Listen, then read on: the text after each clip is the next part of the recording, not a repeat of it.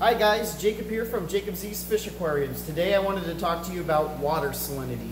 Water salinity is defined by the total amount of dissolved salt in water. I personally keep my saltwater aquariums at 1.023 to 1.024. So right here, just keep in mind that mine is at 1.02324. You can have the parameters at 1.022 to 1.026, excuse me. Best levels for saltwater aquariums are these right here. To keep the amount of salt at those levels is important for the fish.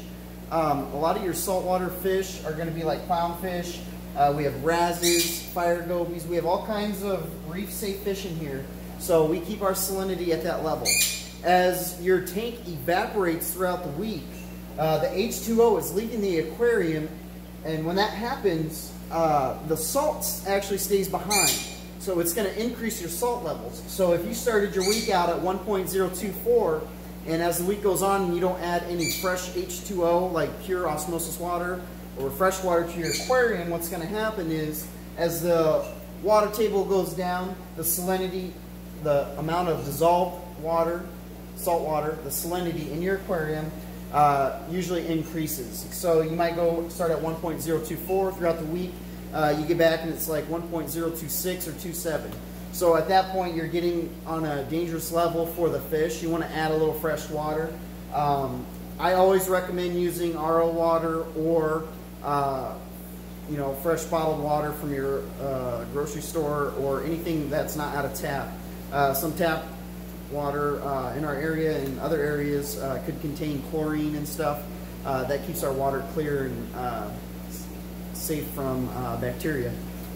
So anyways, the aquarium I have right here is, again, a 200-gallon saltwater. I have two pictures. One's from the aquarium and one's not from the aquarium. I actually don't know which is which. We got them switched around.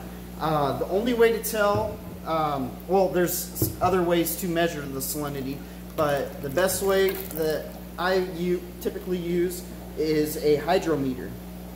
So there's a little dial here. The saltier the water, the more it'll go up. The fresher the water, it'll go down. So all we have to do is take the hydrometer, dip it down into the pitcher right here, and I'll pull it up. And as you guys can see, there is no salt in this water at all. So it's reading at 0 parts per million. There's no salinity in there. And as you get into salt water, obviously this is salt water, it's the second one. We'll take a dip into it. And as you can see, that needle jumped right up. So this is at about 1.022. Like I said, this came right out of the tank here behind me.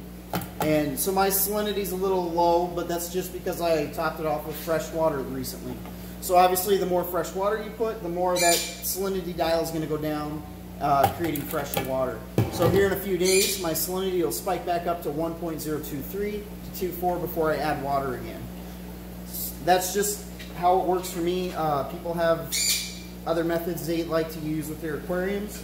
You can get an automatic dripper that will drip the fresh water back into your aquarium as it evaporates.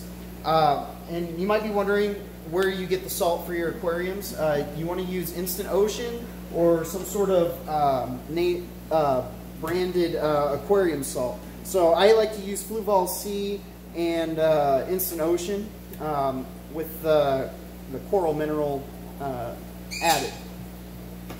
So most of these containers will give you instructions on how to mix your water. So it might say like half a cup of salt per 1 gallon of fresh water to make the salinity at 1.024. Now you could do that and mix it, but you still have to measure it. It's extremely important to make sure that the measurements you're putting into the tank are proper. Too much or too little salt can kill your reef.